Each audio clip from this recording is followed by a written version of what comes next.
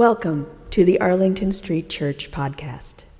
Founded in 1729, Arlington Street continues today as a gathering place for progressive people of faith in the greater Boston area and beyond.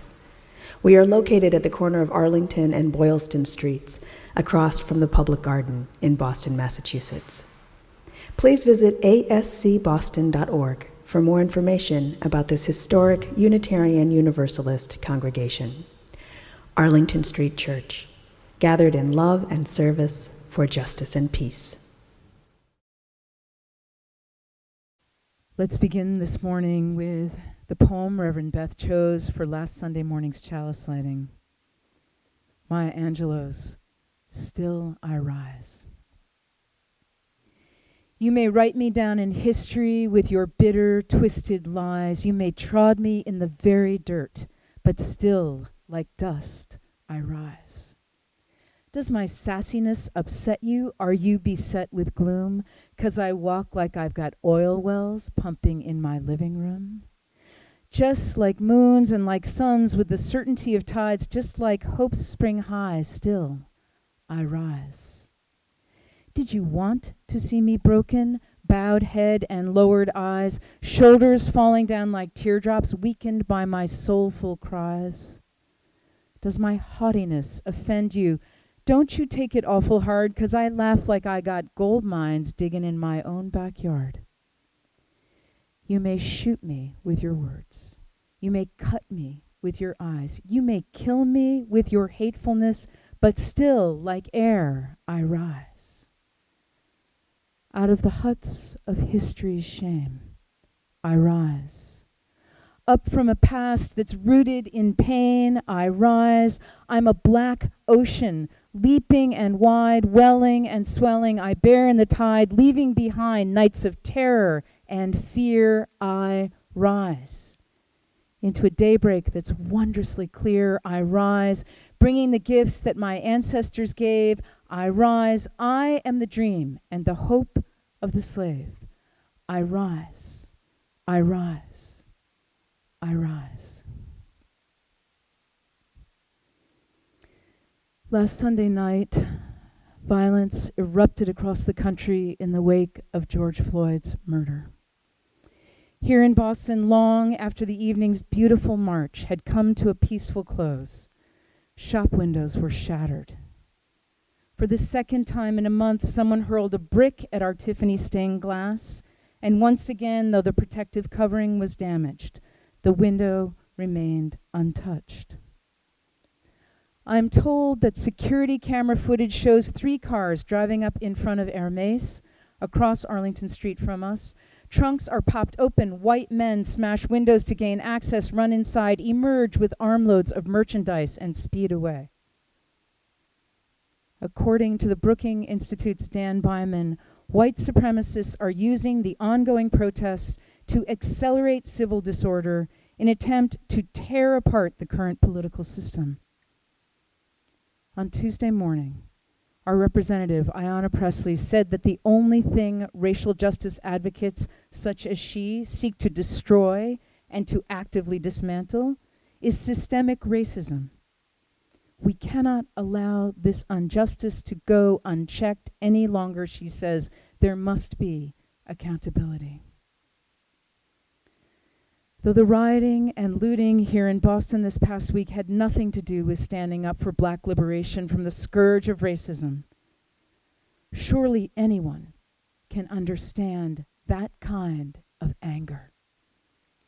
That this past week's profound unrest has given way to property destruction and person-on-person violence across the country should come as no surprise.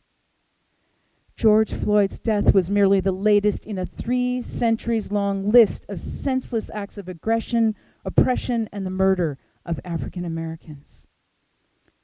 Eric Garner, Philando Castile, Walter Scott, Tamir Rice, Stephon Clark, Laquan McDonald, and Breonna Taylor were all murdered by police. Out for a jog, Ahmaud Arbery was killed by white vigilantes, including a former policeman, after a traffic stop for failing to signal a lane change. Sandra Bland died in jail. And for each of these deadly, racist confrontations between unarmed African Americans and armed white police that have been caught on video, how many are never documented or prosecuted? How much discussion has there been about the discussion we need to have about race? How many miles over how many years have African Americans marched nonviolently? How long can a people be expected to endure racial profiling, stop and frisk, and 10,000 indignities, let alone being killed for the color of their skin? NBA players wearing "I Can't Breathe" t-shirts over their jerseys, and Colin Kaepernick kneeling on the football field during the national anthem were peaceful protests. To what end? So little has gotten the attention of the nation to the point that anything has changed. The injustice is staggering. Writing for The Week, Joel Mathis says we live in a culture that celebrates a link between violence and freedom. America was born in a deadly revolution that started with a destructive riot, a fact we joyfully commemorate with explosions on July 4th. Slavery in America didn't begin to end until after a bloody civil war. Violence against injustice, violence for freedom is something Americans honor, unless it's being perpetrated by African Americans. It is downright obscene to put the burden of right behavior on African Americans while accepting a status quo of police violence. As always, when reflecting on the place of violence and nonviolence, I turn to the work of Dr. Martin Luther King Jr. He has been much quoted in this past week in reference to a line from speeches given in 1967 and 1968, just 3 weeks before he was murdered, in which he said, "A riot is the language of the unheard." It is absolutely critical that we understand that Dr. King was not pro-riot. He was not defending riots. He was saying they are understandable. Here are his words. America must see that riots do not develop out of thin air. Certain conditions continue to exist in our society which must be condemned as vigorously as we condemn riots. But in the final analysis, a riot is the language of the unheard. And what is it that America has failed to hear? It has failed to hear that the promises of freedom and justice have not been met. He continues, "Let me say, as I've always said, that I will always continue to say that riots are socially destructive and self-defeating. I'm still convinced that nonviolence is the most potent weapon available to oppressed people in their struggle for freedom and justice. I feel that violence will only create more social problems than they will solve. So I will continue to condemn riots and continue to say to my brothers and sisters that this is not the way, and continue to affirm that there is another way. I would be the first to say that I am still committed to militant, powerful, massive nonviolence as the most potent weapon in grappling with the problem from a direct action point of view. I am absolutely convinced that a riot merely intensifies the fear of the white community while relieving their guilt. And I feel that we must always work with an effective, powerful weapon and method that brings about tangible results. But it is not enough for me to stand before you today and condemn riots. It would be morally irresponsible for me to do that without, at the same time, condemning the contingent, intolerable conditions that exist in our society. These conditions are the things that cause individuals to feel that they have no other alternative than to engage in violent rebellions to get attention. On Tuesday, Dr. Ebu Kwabena Blankson posted a letter online that begins, "Dear White friend. I'll close by sharing a little bit of it. Dear white friend, thank you for all the thoughts and prayers over the last several days. For those who have called and checked on me, many thanks. Those of you who haven't surely have other black men you are closer to. Thank you for reaching out to them. If you don't have a black man you are close to, that is a conversation for another time. I haven't been able to sleep for the last several days. Maybe you haven't either. For me, it's anger, sadness, fear. Maybe these sleepless nights are new for you. Welcome to my world. Many of you have posted on this platform about your anger, sadness, and fear. Thank you for that. Can I respectfully ask you to keep your anger over violent participants in peaceful protest to yourself? I assure you, white friend, no one on your Facebook feed is burning local businesses. You are not friends with those people. Rather, keep posting about how angry you are at the ways systematic racism destroys the fabric of our society. Post about all the peaceful protesters getting shot with rubber bullets and tear gassed. I am not going to ask you to unfriend your Derek Chauvin or your Amy Cooper. That would be unproductive. But I could implore you to make them uncomfortable. I don't think the Derek Chauvins or Amy Coopers can wield their power so freely if you stand up and make them feel uncomfortable. It's a start, white friend. It's all I've got for you right now. Confront racism, blatant, implied, whatever flavor it comes in. Confront racism when you see it in your personal spheres.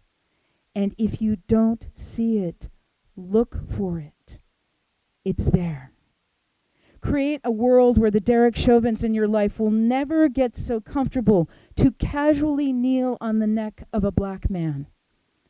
Where the Amy Coopers in your life won't casually call up the Derek Chauvins.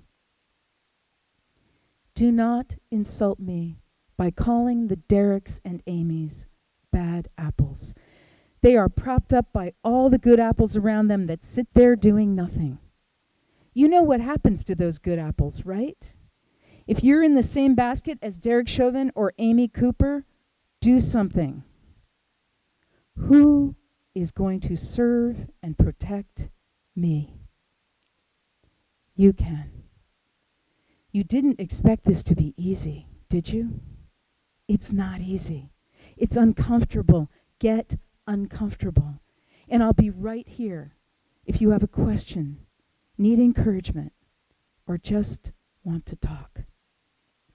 Hug a black man today. Tell him that he's loved and valued, that his life matters to you.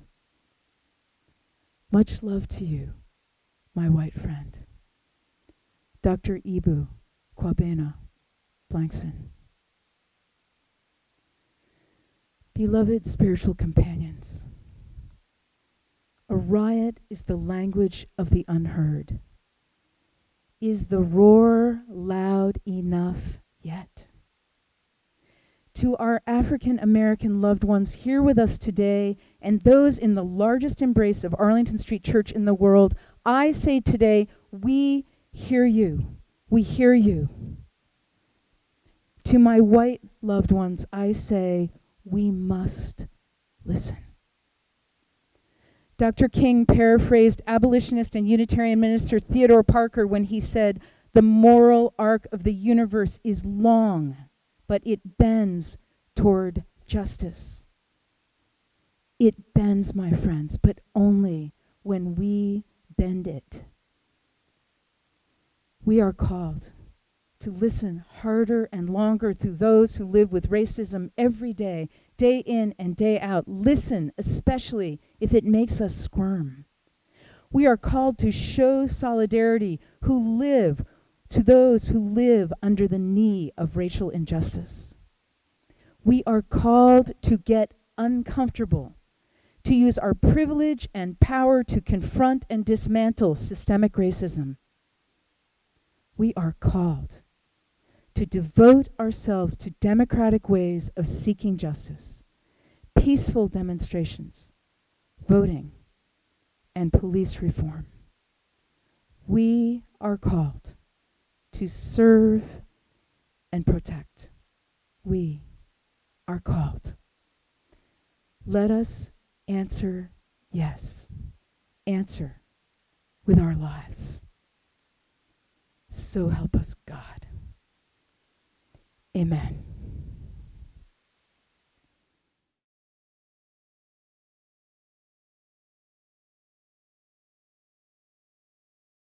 And now for our benediction, I invite you to put your hands over your heart in Namaste. I bow to the divine in you. Because the world is poor and starving, go with bread. Because the world is filled with fear, go with courage. Because the world is in despair, go with hope. Because the world is living lies, go with truth. Because the world is sick with sorrow, go with joy. Because the world is weary of wars, go with peace. Because the world is seldom fair, go with justice. Because the world is under judgment, go with mercy. Because the world will die without it, go with love. Let us keep this faith, beloveds, and pass it on. The service begins when the service ends. Bless your hearts. I love you. Amen. Where you go. Where you go, I will go, beloved. Where you go, I will go. Where you go, I will go, beloved. Where you go, I will go. For your people are my people. Your people are mine. Your people are my people. Your divine, my divine. Where you go, I will go, beloved. Where you go, I will go. Where you go, I will go, beloved. Where you go, I will go. For your people are my people. Your people are mine. Your people are my people. Your divine, my divine.